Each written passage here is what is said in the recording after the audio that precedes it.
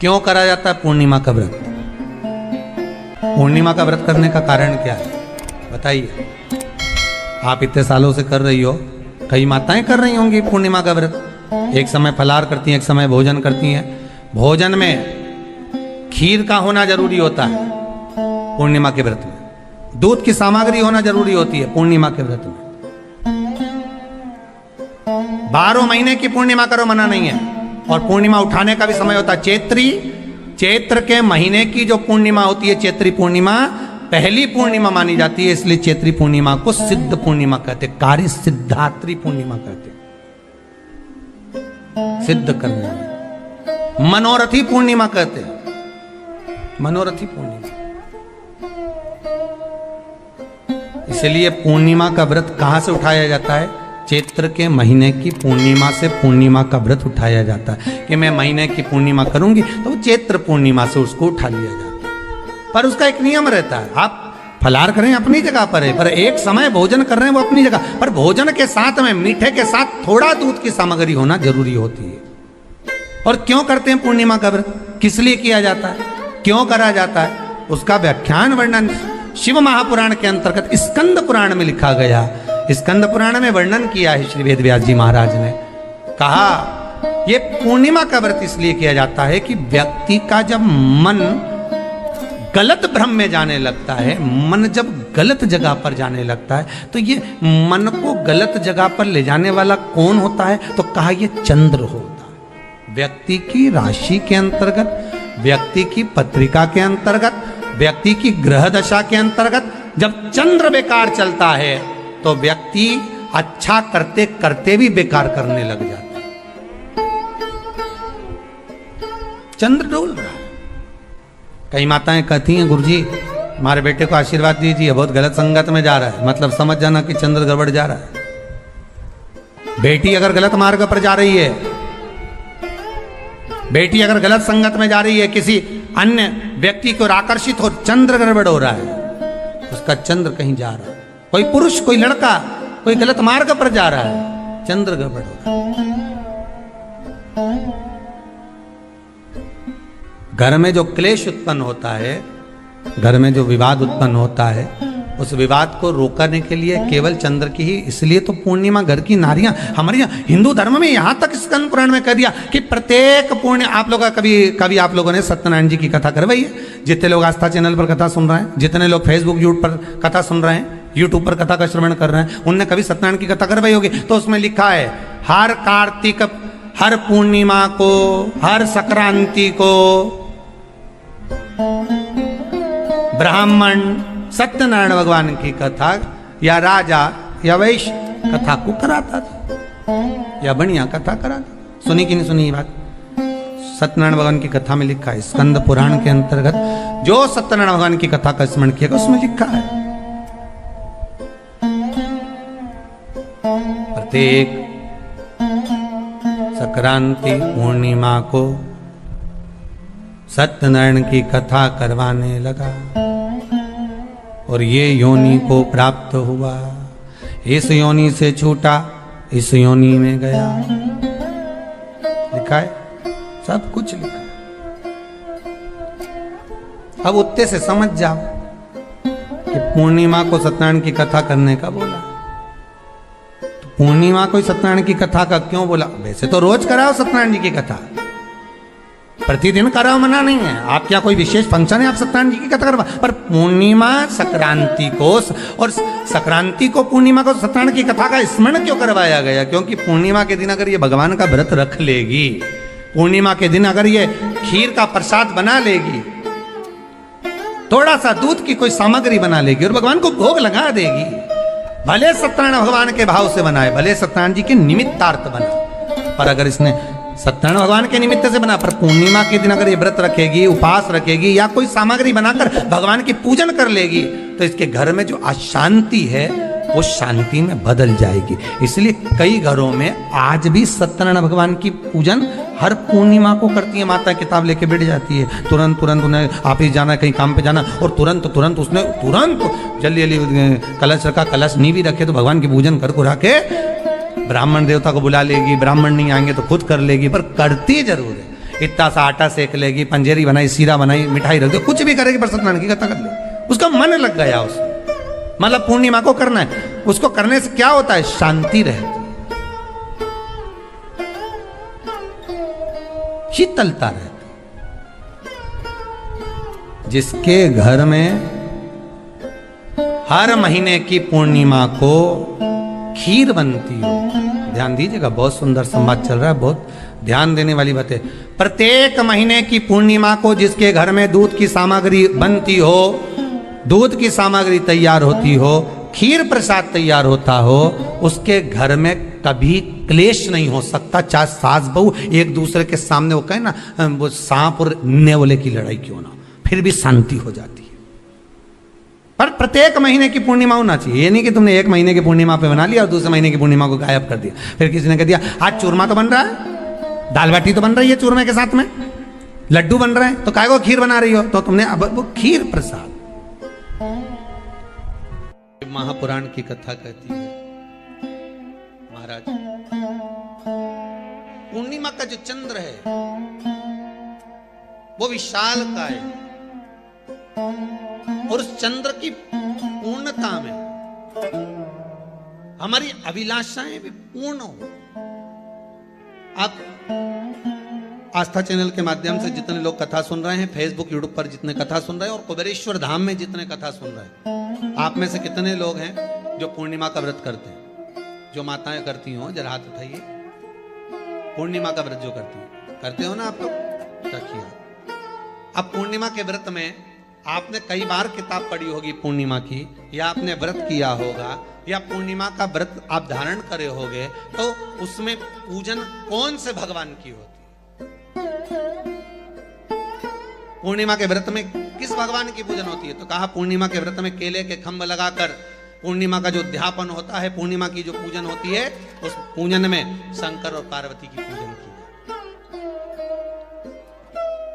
शिव और नारायण की पूजन करी जाए, शंकर और पार्वती का स्मरण किया। किसकी पूजन होती है? शिव पार्वती।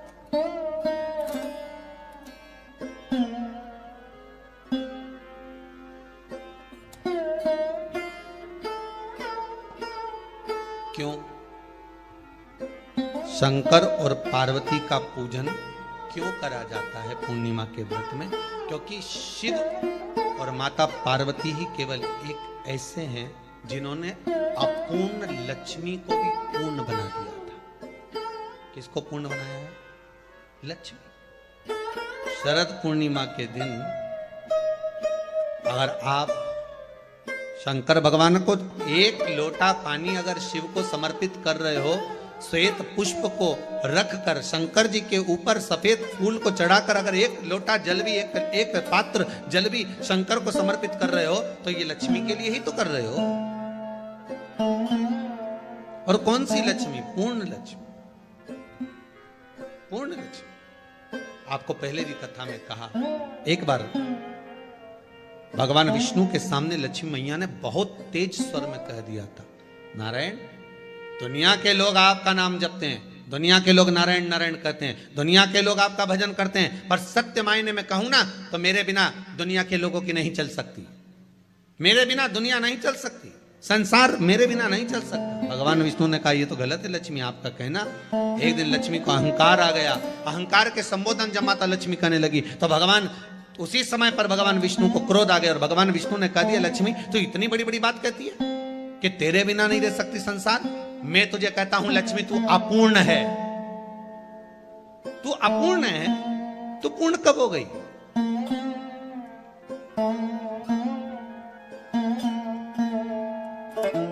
तेरी पूर्णता कहां हो गई?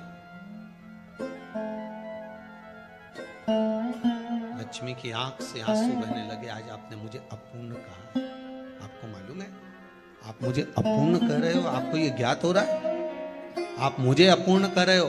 भगवान कहते हैं हाँ लक्ष्मी मैंने तुझे अपूर्ण कहा। अपूर्णता का मतलब आप जानते हो ना? भगवान कहते हैं लक्ष्मी मैं सब जानता हूं। लक्ष्मी रोती हुई माता सरस्वती के पास पहुंच गई। सरस्वती ने पूछा क्या बात है लक्ष्मी, क्यों रो रही हो? लक्ष्मी जी ने कहा क्या बताऊं सखी, मेरे पति ने आज मुझे अपूर्ण कह दिया। तो क्यों रो रही रही है तू? अपूर्ण अगर कह दिया, पति ने ही तो कहा है ना, तो क्यों रोना? चल मेरे साथ में। और सरस्वती मैया माता लक्ष्मी को लेकर सीधे पहुंच गई माता पार्वती के यहाँ। माता पार्वती के यहाँ जब पहुंची, माता पार्वती ने लक्ष्मी जी को देखा और सरस्वती को देखा तो पूछा कि बात क्या है, क्या हो गया ऐसा, क्या हुआ, क्या है ऐसा जो तुम दोनों आज मेरे पास में आई? क्या हुआ?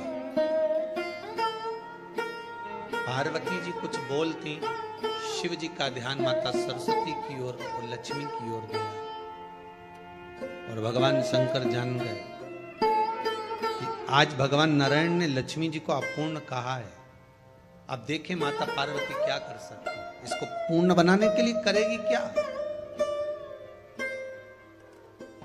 क्या हुआ? माता सरस्वती जी बोली लक्ष्मी को अपूर्ण कर दिया। अपूर्ण कर दिया? हाँ, तो क्या सोचना उसके लिए, इसको मैं अभी पूर्ण बना देती हूं। माता जगत जननी पार्वती ने गोदी में विराजमान गणेश जी को उठाया और उठाकर लक्ष्मी जी की गोद में दे दिया। ले लक्ष्मी, आज से तू पूर्ण हो गई। लक्ष्मी, आज से तू पूर्ण। गोदी में जब तक संतान नहीं है तो नारी को लोग अपूर्ण समझते हैं, पर माता पार्वती जी ने संपूर्ण ब्रह्मांड में एक सिद्धता प्रदान कर दी कि अपने गोदी के लाल को, अपने गोदी के पुत्र को माता ने लक्ष्मी की गोद में देकर लक्ष्मी को पूर्ण बना। वो दिन कौन सा था? यही शरद पूर्णिमा का दिन था। कौन सा दिन? आवाज पकड़ हुआ। यही शरद पूर्णिमा का दिन था। शरद पूर्णिमा का दिन लक्ष्मी को पूर्ण करने का दिन।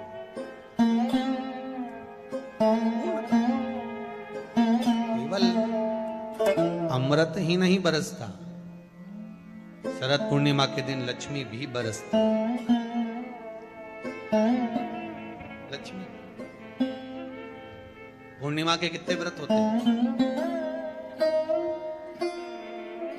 बोलते जाओ, जरा जल्दी जल्दी बोलो। पूर्णिमा के नारियों को, स्त्रियों को अखंड सौभाग्य के लिए, जो नारी वैधव्य नहीं होना चाहती है उस नारी को पूर्णिमा के कितने व्रत करना चाहिए? जिस नारी के यहाँ संतान नहीं हो, भगवान कृष्ण ने माता यशोदा को द्वापर में भी बताया है कि पूर्णिमा के 32 व्रत होते हैं। कितने व्रत होते हैं? 32।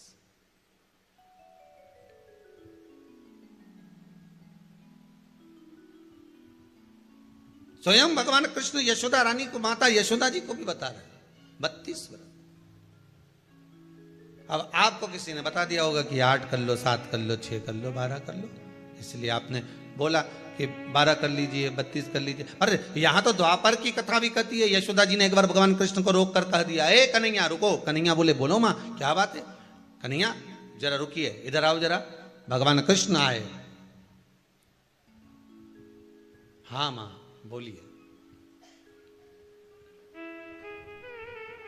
किस जगह का प्रसंग है ये? जिस समय पर राधा रानी कुरुक्षेत्र में नंद बाबा और यशोदा जी को लेकर कुरुक्षेत्र के कुंड में, ब्रह्म सरोवर में स्नान कराने के लिए लेकर जाती है, ग्रहण का समय पर। और जब भगवान कृष्ण उस कुरुक्षेत्र के उस सरोवर में स्नान करने आते हैं, तब यशोदा जी ने अपने लाला से प्रश्न किया है, पूछा है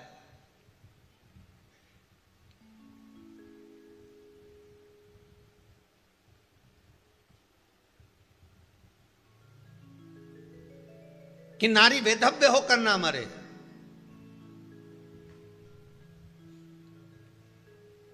उसका पति कोई रोग से ग्रसित ना हो, उसका पुत्र किसी रोग में ना पड़े,